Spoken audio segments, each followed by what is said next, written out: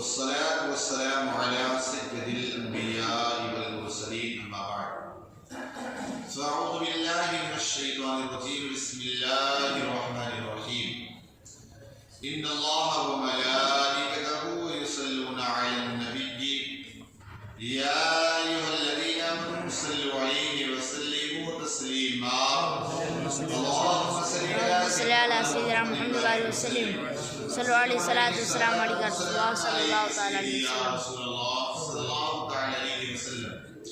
بسم الله الرحمن الرحيم. ففهمناها سليمان وكلا آتينا حكما وعلما وسخرنا مع داود الجبال يسبحن والطير وكنا فاعلين وعلمناه صنعة لبوس لكم لتحسنكم من بأسكم فهل أنتم شاكرون. اور ہم نے وہ معاملہ سلیمان کو سمجھا دیا اور دونوں کو حکومت اور علم عطا کیا. داؤد کے ساتھ پہاڑ مسخر فرما دیے کہ تسبیح کرتے پرندے اور یہ ہمارے کام تھے، اور ہم نے اسے تمہارے لیے پہناوا بنانا سکھایا کہ تمہیں تمہاری آنچ سے زخمی ہونے سے بچائے تو کیا تم شکر کرو گے. آپ نے اسے سنا تھا حضرت داؤد علیہ السلام اور حضرت سلیمان علیہ السلام کے واقعہ. آج اس آیت کریمہ میں اللہ فرما رہا ہے کہ ہم نے داؤد کو بھی نبی بنایا اور سلیمان کو، یعنی باپ بھی نبی اور بیٹا بھی نبی، دونوں نبی تھے. داؤد علیہ السلام و تسلیم کو اللہ نے آسمانی کتاب عطا فرمائی جس کا نام زبور ہے. جس کا نام زبور. یہ یونانی زبان میں نازل ہوئی. حضرت داؤد علیہ السلام اتنی پیاری آپ کی آواز تھی، جب آپ تلاوت کرتے تھے نا تو ساری چیزیں رک جاتی تھی، چرند پرند ساری چیزیں رک جاتی تھی، اور یہاں تک کہ جنات وغیرہ بھی حضرت داؤد علیہ السلام جو قرآن پڑھتے رک جاتے سنا کرتے. بڑی پیاری آواز تھی. حضرت لہن داؤدی مشہور بھی ہے. تو داؤد علیہ السلام اتنا پیارا آپ اپنا کلام یعنی جو آپ کا زبور نازل اتنا پیارا پڑھا کرتے تھے، بہت پیاری آواز تھی. آپ دیکھیے چرند پرند رک جایا کرتے تھے، لیکن آپ دیکھیے جب قرآن پاک پڑھا جائے نا، انسان تو کیا بے زبان جانور بھی بول، بے زبان پتھر بھی بات کرنے لگ جائے، بے زبان پتھر بھی ہلنے لگ جائے. اب داؤد علیہ السلام و تسلیم کو اللہ تعالیٰ نے علم اور حکمت عطا کیا، چونکہ آپ بادشاہ بھی تھے. حضرت داؤد علیہ السلام و تسلیم کو اللہ تعالیٰ نے 4 معجزے عطا کیے. ایک معجزہ تو یہ تھا کہ داؤد علیہ السلام و تسلیم آپ لہن داؤدی پڑھتے تو سارے لوگ کر کے سننے لگ جاتے. دوسرا کہ حضرت داؤد علیہ السلام کسی بھی لوہے کو اس طرح موڑتے نا، جس طرح لوکھنڈ ہو مضبوط، اسے اگر موڑنا ہے تو لوہار کیا کرتا ہے، اسے آگ میں ڈالتا ہے، دھیرے دھیرے موڑتا ہے، تب جا کے مڑتا ہے. لیکن داؤد علیہ السلام کو اللہ نے طاقت دی تھی، چونکہ اس زمانے کے اندر لوہے کی چیزیں بہت بنائی جاتی ہیں. داؤد علیہ السلام جیسے لوہے کس طرح موڑتے فٹ سے مڑ جاتے، صندوق جس طرح بنانا چاہتے موڑتے چلے جاتے، بنتا چلا جاتا، اس طرح کر کے. تو حضرت داؤد علیہ السلام و تسلیم کو اللہ نے یہ معجزہ دیا. اور تیسرا یہ کہ جب آپ اللہ کا ذکر کرتے نا تو آپ کے ذکر کے ساتھ ساتھ جانور بھی اس باتیں کرنے لگتا، جانور بھی ذکر کرتے. چوتھا یہ کہ آپ پرندے آپ کے ساتھ ذکر کرنے لگتے. لیکن اللہ یہ حضرت داؤد علیہ السلام و تسلیم پرندوں کی بھاشا، پرندوں کی بولی کو جانتے تھے. اور نبی کو ہوتا ہے کہ انسان تو انسان، جنات تو جنات، ہر ایک کی زبان کو جانتا ہے. جیسے آپ کو میں نے بتایا تھا نا کہ حضرت موسیٰ علیہ السلام کے زمانے میں ایک بندہ آیا کہ موسیٰ آپ مجھے جانوروں کی بولی سکھا دیں. جانور اگر بات کریں نا تو سمجھ میں کیا بات کر رہا ہے، کیونکہ حضرت موسیٰ علیہ السلام فوراً سمجھ جاتے ہیں. تو حضرت موسیٰ علیہ السلام نے کہا کہ جا، تیرے بس کی بات نہیں، تیرے لیے یہی بہتر ہے. اس نے کہا نہیں سکھا، ضد کرنے لگا. حضرت موسیٰ علیہ السلام سے جب ضد کیا، کہا جا بھائی، لیکن ضد کیا تو اللہ نے وہی کہ موسیٰ جب وہ جانوروں کی بولی سیکھنا تھا تو سکھا دو نا. بہت سارے کام جو ہوتے نا نہیں ہمیں پتا ہوتا، اس میں اللہ کی حکمت ہوتی ہے. بہت سارے کام تو حضرت موسیٰ علیہ السلام کو اللہ نے کہا موسیٰ جب سیکھنا تھا تو سکھا دو. موسیٰ علیہ السلام نے اسے سکھا دیا. سمجھے نا, جو بھی جانور بات کرتا فٹ سے سمجھ میں آیا, فٹ سے سمجھ جاتا. ابھی گھر آ گیا خوش ہو گیا, ہم نے تو جانوروں کی بولی سیکھ گیا. اس کے پاس ایک گھوڑا تھا, بیل تھا, کتا تھا, مرغی تھی, یہ سب اس کے پاس پال کے رکھا تھا. تو اس نے ایک روٹی کا ٹکڑا گھر پہنچ کر کے پھینکا نا, جیسے پھینکا نا تو کتا دوڑا, لیکن جو اس کے پاس ایک مرغا جو تھا نا وہ تیز دوڑا اور پھٹ سے اٹھا لیا. تو کتا کہنے لگا کہ اللہ نے اس میں میرے لیے رزق رکھا لیکن تو نے چھین لیا.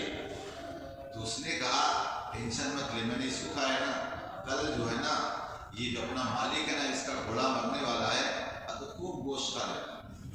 اس نے جو یار گھوڑا مر جائے گا, اس نے فوراً لیا, فوراً بازار لے گیا اور لے جا کر کے بیچا ہے. تو اپنا تو کام ہو گیا, ورنہ تو کل مر جاتا. اچھا وہ جانوروں کی بولی سے بھی ہے.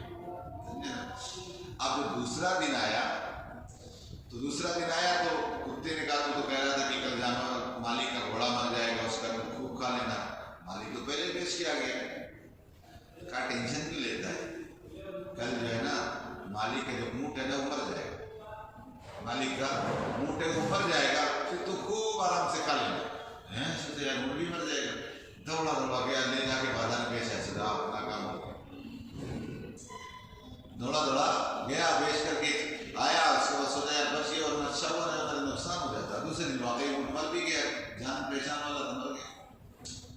اب جب تیسرا دن آیا نا تو کتے نے کہا یار کتنا جھوٹا ہے, مرغے کو کہا رہا تھا کہ مالک کا گھوڑا مر جائے گا, مالک کا گھوڑا پہلے بھی کیا, جہاں اس کا اونٹ مر جائے گا وہ بھی پہلے بھی کیا, وہ ہو گیا. ٹینشن کے لیے کل مالک ہی مر جائے گا, کہا مالک ہی مر جائے گا تو خوب آرام کے ساتھ بعد میں خود اس کے پاس جو ساری چیزیں ہوں گی نا تو خوب کھا لینا.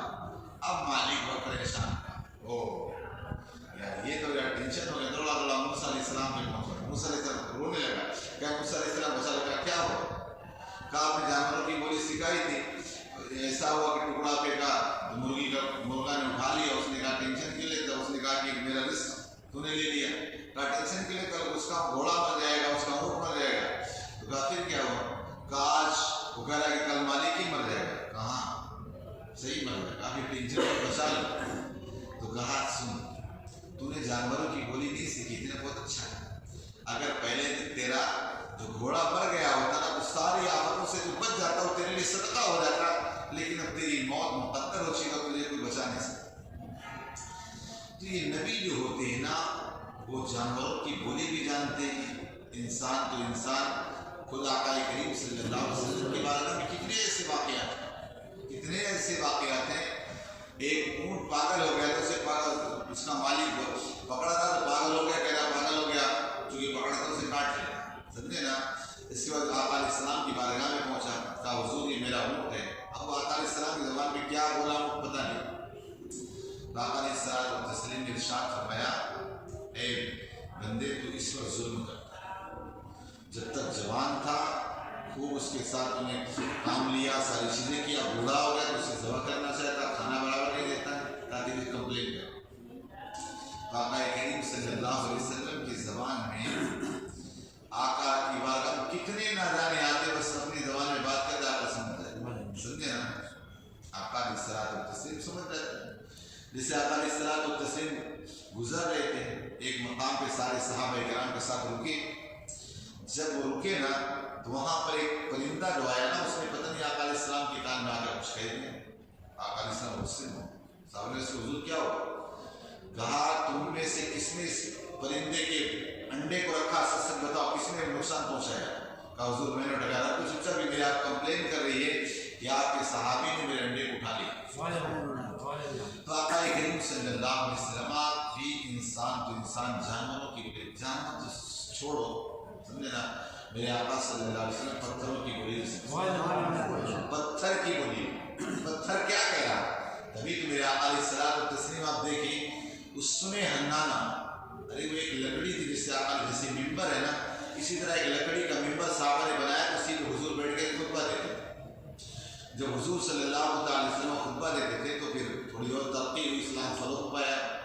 ایک صحابی نے بہترین پتھر کا مسئلہ کے ممبر اس طرح کا دے دیا، ایک سمجھانے کے لیے بتا رہا ہوں۔ آقا علیہ السلام نے ہٹوا کے سائڈ میں رکھ دیا۔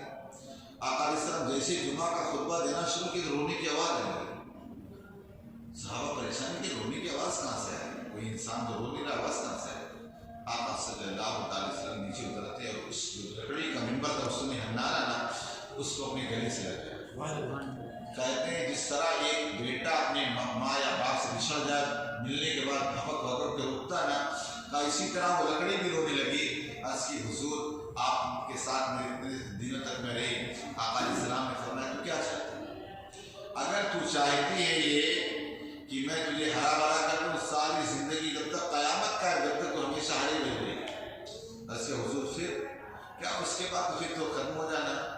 کہا یا اور اگر تو چاہے نا تو میں تجھے جنت میں دفن کروا دوں، جنتی بنا دوں۔ کہا حضور مجھے جنت میں۔ آپ علیہ الصلوۃ والتسلیم اسے جنتی میں ہونے کی دعا کر دی۔ اور اس کے بعد اس طرح انسان کو دفنایا جاتا ہے، اسی طرح اس نے حنانہ کو دفنایا گیا، اور کل قیامت کے دن یہ درخت بھی جنت میں جائے گا۔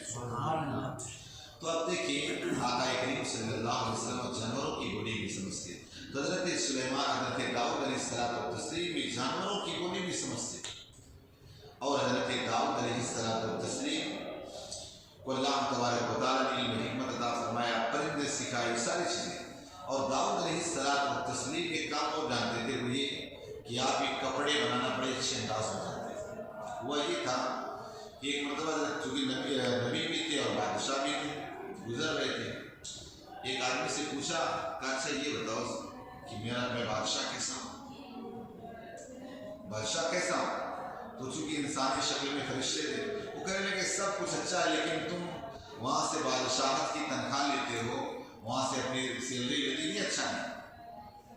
پریشان ہو اللہ کی بارگاہ میں، اللہ نے کہا اے داؤد ہم نے تمہیں علم سکھایا۔ حضرت داؤد علیہ الصلوۃ والتسلیم اس کے بعد پھر اپنے جو سارے خرچے ہوتے ہیں خود کپڑے سلا کرتے تھے اور اس کی جو آمد ہو اس کے ذریعے اپنے خرچے چلاتے۔ کاش ایسے معاملات ہمارے ساتھ بھی پیش آ جائیں کہ اللہ تعالیٰ کو ایسا ذریعہ پیدا کر دے داؤد علیہ السلام کے صدقے کہ ہم بھی دین کا کام فری میں کرے۔ اللہ کو اسے نہ عوام کرنے دیتی ہے نہ امام کرنا چاہتا ہے۔ عوام کہیں آپ کریں گے یا یہ کام، آپ کپڑے کی دکان کریں گے، آپ یہ کریں گے، آپ یہ کریں گے، تو نہ عوام کرنے دیتی ہے اور نہ امام صاحب اتنے کاہل کر سکتے ہیں۔ سمجھے نا، دونوں طرف سے معاملات ہیں۔ بہرحال ورنہ صحیح معنوں میں اللہ سے یہی دل سے دعا ہے اللہ کو جیسے اسباب اور ذریعے پیدا فرمائے کہ آپ لوگوں کی فی سبیل اللہ خدمت کر سکو، دین کا کام کر سکو۔ یقیناً اللہ کی ذات سے امید آج نہیں کل ایک دن ہونا ہی ہے انشاءاللہ۔ سمجھے نا، لہٰذا حضرت سلیمان حضرت داؤد علیہ السلام نبی ہو کر بھی اپنے بال بچوں کا خرچ کسی اور ذریعے چلاتے، اللہ ہمارے لیے بھی ایسے ذریعے پیدا فرمائے۔ اور بھی بات انشاءاللہ کل سمجھے گا۔ اللہم صلی علی سیدنا